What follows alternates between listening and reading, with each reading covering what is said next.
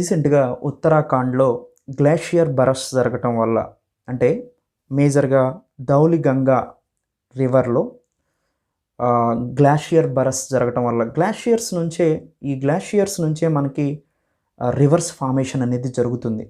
So, అటువైపు మానస సరోవరం గాని, లేదా ఇక్కడ ధౌలిగంగా అనేది అలక్నందా యొక్క ట్రిబ్యూటరీగా చెప్తాం. దాంతో పాటు ధౌలిగంగా వచ్చి అలక్నందాలో కలుస్తుంది. అలక్నందా ప్లస్ భగీరథి ఈ 2 కలిసి గంగా రివర్‌గా ఫార్మ్ అవ్వటం జరుగుతుందనమాట. సో, ఈ ధౌలిగంగా అనేది విష్ణుప్రయాగ దగ్గర మనకి అలక్నందాతో కలుస్తుంది. ఈ అలక్నందాతో కలిసే ఈ ధౌలిగంగా రివర్‌లో రీసెంట్‌గా గ్లేషియర్ బరస్ట్ జరగటం జరిగిందనమాట.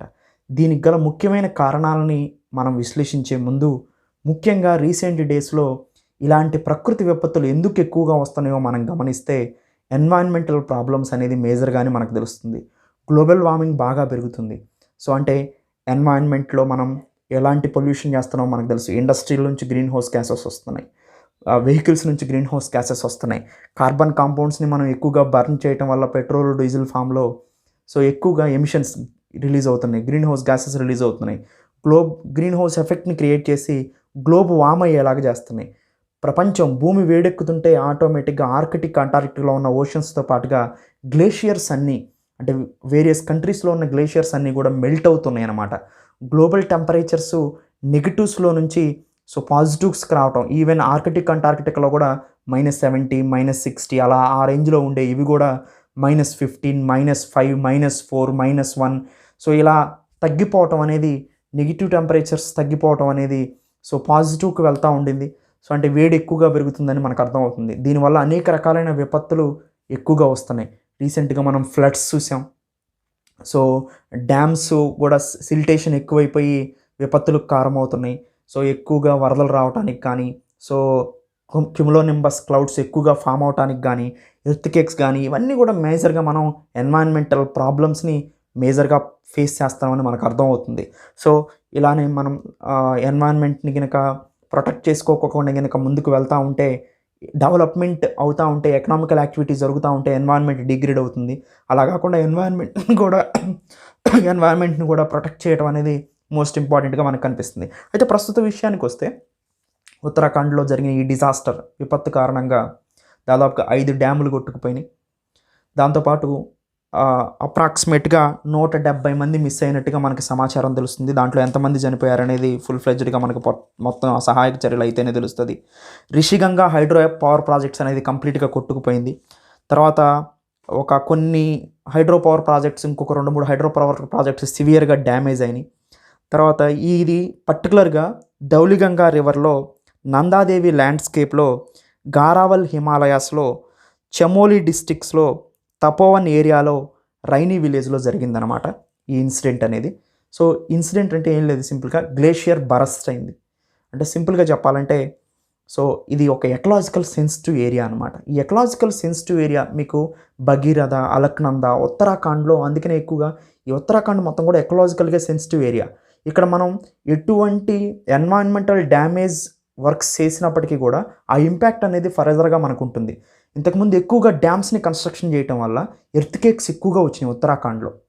సో, ఉత్తరాఖండ్‌లో ఎర్త్‌క్వేక్స్ రావటం, ఫ్లడ్స్ రావటం, రీసెంట్‌గా గ్లేషియర్ బరస్ట్ కావటం ఇవన్నీ కూడా ఎకలాజికల్ సెన్సిటివ్ ఏరియాస్‌ని మనం దెబ్బతీయటం, ఎన్వైరన్మెంట్‌ని ప్రొటెక్ట్ చేయలేకపోవటం. సో, మేజర్‌గా ఒక 3 రీజన్స్ ఈ గ్లేషియర్ బరస్ట్ అంటే హిమాని అంటే మంచుతో కప్పబడినటువంటి చాలా హ్యూజ్ క్వాంటిటీ ఆఫ్ ఐస్ అనేది ఒక్కసారిగా కొండ చర్యలు జారినట్టుగా జారి పడటం అనమాట. సో, ఇది గ్లేషియర్ బరస్ట్‌గా చెప్తాం. ఈ గ్లేషియర్ బరస్ట్‌కి గల కారణం ఏంటంటే ముఖ్యంగా 3 కారణాలున్నాయి. గ్లేషియర్ రిట్రీట్ అంటారు.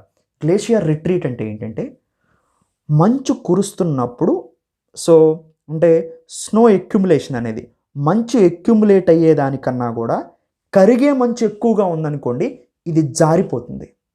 సో, అంటే మంచు మొత్తం కూడా చాలా హ్యూజ్ క్వాంటిటీలో ఉన్నటువంటి ఈ మంచు మొత్తం కూడా జారిపోతుందనమాట. దీన్ని గ్లేషియర్ రిట్రీట్ అంటారు.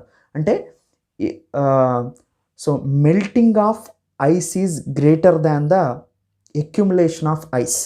So, then glacier retreat occurs అనమాట. సో గ్లేషియర్ రిట్రీట్ అనేది సింపుల్గా ఎక్యుములేషన్ అయ్యే ఐస్ కన్నా కూడా మెల్ట్ అయ్యే ఐస్ ఎక్కువగా ఉండటం వల్ల గ్లేషియర్ రిట్రీట్ జరుగుతుంది. ఆటోమేటిక్గా కొండ చర్యలు విరిగిపడినట్టు ఒకేసారి ఫాల్ అవటం జరుగుతుందన్నమాట. అలా నదిలో ఒకేసారి వరద కొట్టుకొని వచ్చేసింది ఈ గ్లేషియర్ బరస్ట్ అవటం వల్ల. సో అది ఫస్ట్ థింగ్. సెకండ్ ఏంటంటే పెర్మాఫ్రోస్ట్ అనేది సో మెల్టింగ్ అవుతుంది. పెర్మాఫ్రోస్ట్ అంటే ఏంటంటే సింపుల్గా సో ఫ్రోజన్ సాయిల్ అంటారు. అంటే సాయిల్ కూడా చాలా మందం ఫ్రోజన్ సో ఐస్తో కప్పబడి ఉంటుందన్నమాట. సో ఈ ఫ్రోజన్ సాయిల్ అనేది గ్లోబల్ టెంపరేచర్స్ ఇంక్రీజ్ అవటం వల్ల ఇంతకుముందు -6 నుంచి -20 డిగ్రీస్ ఉండేది ఇక్కడ. అది కాస్త ఏమైందంటే ప్రజెంట్ -2 డిగ్రీస్కి పడిపోయింది. అంటే తగ్గిపోయింది. తగ్గిపోవటం వల్ల ఈ ఫ్రోజన్ సాయిల్ ఏమైందంటే వీక్ అయిపోవటం వల్ల దానిపైన ఉన్నటువంటి మంచు మొత్తం జారిపోయేలాగా జరిగిపోయిందనమాట. అంటే ఫ్రోజన్ సాయిల్ అనేది మెల్ట్ అయింది. సో ఫ్రోజన్ అంటే ఎప్పుడు గడ్డగట్టుకొని ఉన్నటువంటి ఐస్ సాయిల్ అనేది సింపుల్గా మెల్ట్ అవటం కూడా దీనికి మేజర్ కారణం. దానికి రీజన్ ఏంటంటే గ్లోబల్ వార్మింగ్. -6 నుంచి -20 డిగ్రీ సెంటిగ్రేడ్ ఉండే టెంపరేచరు -2 డిగ్రీస్కి వచ్చిందనమాట. ఇంకొక థర్డ్ ఇంపార్టెంట్ పాయింట్ ఎందుకు డిస్ట్రక్ట్ అయింది అంటే మనం ఎక్కువగా అక్కడ డ్యామ్స్ని కన్స్ట్రక్షన్ చేసినాం, హైడ్రో ఎలక్ట్రిక్ ప్రాజెక్ట్ని కన్స్ట్రక్షన్ చేసినాం. సింపుల్గా we are destroying ecosystem in ecological sensitive area of Uttarakhand. అక్కడ డ్యామ్స్ని కన్స్ట్రక్షన్ చేయడం, రోడ్లు కన్స్ట్రక్షన్ చేయడం వల్ల కూడా ఎకలాజికల్ సెన్సిటివ్ ఏరియాని డిస్ట్రక్ట్ చేయటం అనేది సో చేయటం వల్ల ఎక్కువగా సో ఇలాంటి ప్రకృతి విపత్తులు జరుగుతూ ఉన్నాయన్నమాట. ఎనీవే ఎకలాజికలీ సెన్సిటివ్ ఏరియా అయిన వెస్ట్రన్ ఘాట్స్ని, ఇలాంటి ఉత్తరాఖండ్ ఎకలాజికల్ సెన్సిటివ్ ఏరియాస్ అయిన ఉత్తరాఖండ్ని ప్రొటెక్ట్ చేయాల్సిన బాధ్యత గవర్నమెంట్స్ మీద ఉంది. సో ఫ్యూచర్లో ఇలాంటి డిజాస్టర్స్ రాకుండా ఉండాలి అంటే డెవలప్మెంట్ యాక్టివిటీస్ అనేవి ఎకలాజికల్ సెన్సిటివ్ ఏరియాస్లో కంపల్సరీగా ఆపితేనే హ్యూజ్ లాస్. ఇప్పుడు డ్యామ్ కన్స్ట్రక్షన్ చేసినా కొట్టుకుపోతున్నాయి, దానివల్ల ఉపయోగం ఏముంది?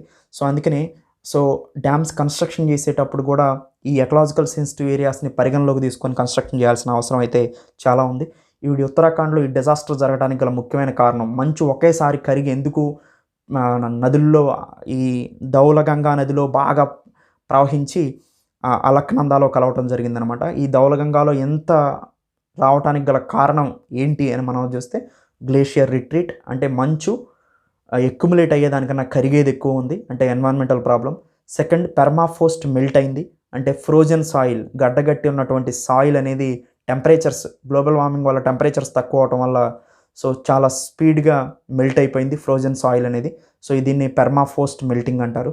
థర్డ్ది ఎక్కువగా రోడ్స్ని కన్స్ట్రక్షన్ చేయటం, దాంతోపాటుగా మేజర్గా డ్యామ్స్ని హైడ్రో ఎలక్ట్రిక్ ప్రాజెక్ట్స్ని డ్యామ్స్ని కన్స్ట్రక్షన్ చేయటం అనేది మేజర్ ఎన్వైరన్మెంటల్ ఇంపాక్ట్గా మనం చెప్పుకోవచ్చు. దానివల్లనే ఉత్తరాఖండ్లో ఈ డిజాస్టర్ జరిగిందిగా మనకు అర్థమవుతుంది.